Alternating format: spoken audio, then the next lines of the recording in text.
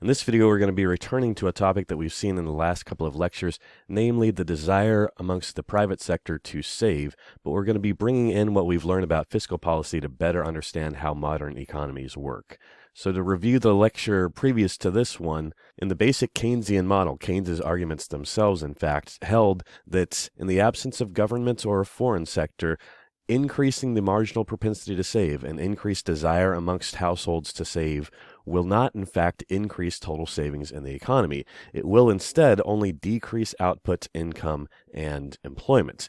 In the typical recession, the private sector tries to save more, and businesses typically try to invest less. This will only exacerbate that decline in output, income, and employment. So a question to consider here: is the private sector in this scenario trying to run a surplus or a deficit?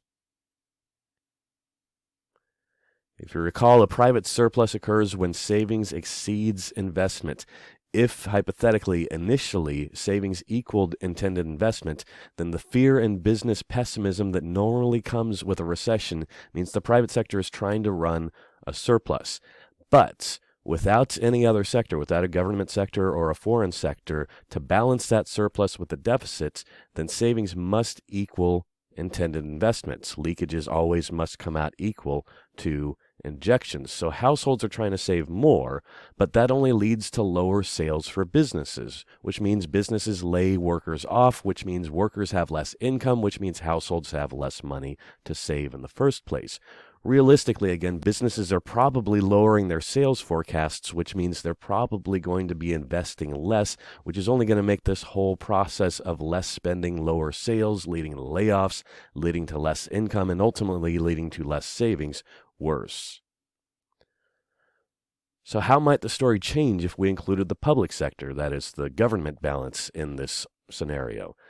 Now, if the private sector wants to run a surplus, savings greater than intended investments, then the public sector can facilitate that surplus by running its own deficit, government spending greater than taxes. Note, for the time being here, we're going to assume a closed economy, so there's no foreign trade involved in the examples I'm talking about just now. Recall that savings plus taxes then must equal intended investment plus government spending, which implies then that savings minus investment must equal government spending minus taxes. The only way for the left-hand side of this equation to increase then is for the right-hand side to increase as well. So what we're talking about then in a recessionary period is people trying to save more and businesses trying to invest less. For that to happen, in order to avoid the paradox of thrift scenario that we talked about in the previous lecture, that is to say, in order to avoid a recession or at least mitigate it, then higher government spending and or lower taxes needs to occur. If savings is going to increase, intended investments is going to decrease. That can only happen if government spending increases and or taxes decrease. In fact, automatic stabilizers are already a part of fiscal policy. Automatic stabilizers are the spending increases or tax decreases that occur even without a new act of Congress in recessionary periods. Government outlays, for instance, anti-poverty measures, or tax decreases, for instance, because tax revenues automatically decline when employment and income fall, make up these automatic stabilizers. Now, what would happen if, hypothetically, the private sector tried to run a surplus, increase savings, and or lowering intended investment, and at the same time the federal government tried to be responsible and balance the budget to make government spending equal to taxes? If the private sector wants to increase the left-hand side of this equation while the government tries to make the right-hand side equal to zero, G minus T being equal to zero if the two are equal, then at least one of the two sectors is going to be disappointed. Either the private sector will increase the marginal propensity to save, causing a decline in output and income. If government spending is equal to taxes, then savings must be equal to intended investment. And in the Keynesian view, this happens through a decrease in income. Or the government will find itself in deficit through automatic stabilizers as tax revenues decrease and government spending increases because the economy is being driven into a recession. Likely both will happen. Output and income will decline as private spending dries up, as more people try to save. At the same time, businesses invest less, which will be partially offset through automatic stabilizers, moving the federal budget into deficit and allowing the private sector to be in surplus. And we can see essentially this happening in our sectoral balances for the United States, here showing through the 1960s and 1970s. The blue is your private sector in surplus for the most part, and the red is your public sector in deficit for the most part. And you can see in the recessionary periods, for instance, in the early 60s, there was a mild recession. The private sector increases its surplus, and at the same time, the public sector, the government, increases its deficit. You see the same trend in recessionary periods here, the early 1970s, here in the mid-1970s. Each time the private sector surplus increases, the public sector's deficit decreases.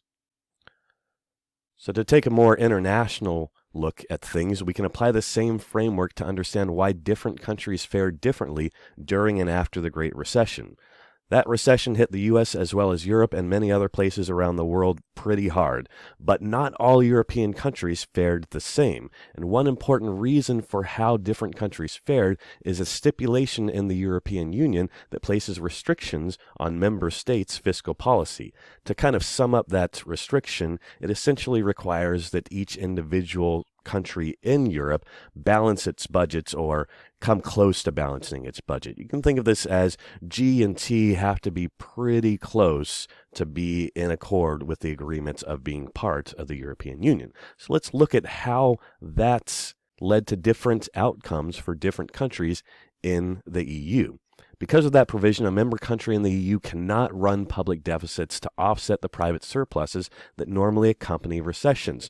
Here I've got GDP for Greece on top and Germany on bottom over this period. Specifically, we're looking at the percentage change from the previous year in real GDP for Greece here and Germany here. You'll notice that the recession hit Greece and Germany about equally hard initially here in 2008 through 2009 and into almost the beginning of 2010. You see those percentage drops in GDP for the recession in Greece, and here about roughly the same period of time and about roughly the same amount of drop in output for Germany.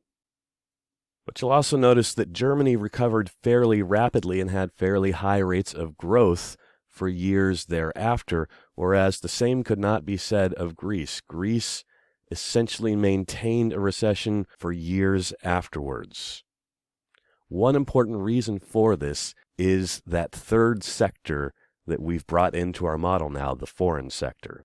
Starting in the late 1990s, Germany had restructured its economy around creating trade surpluses. Again, in our model, that means that Germany's trading partners, the rest of the world, is essentially running deficits into, spending money into Germany's economy.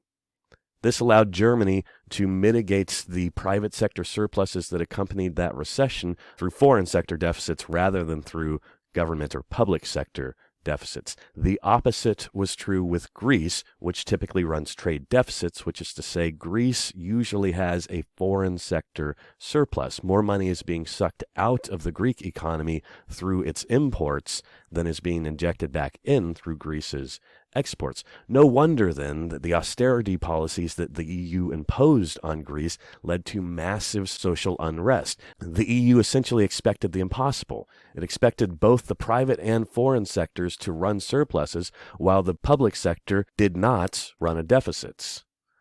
Note, the U.S. is not required to balance the government's budget, and the U.S. fared relatively well during and after the Great Recession, as you can see in the graph on the bottom.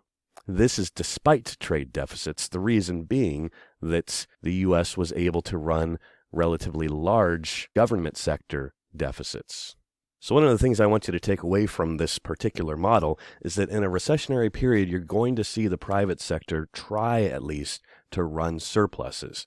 According to the basic accounting, if the private sector is going to be able to run those surpluses, then some other sector is going to have to run a deficit.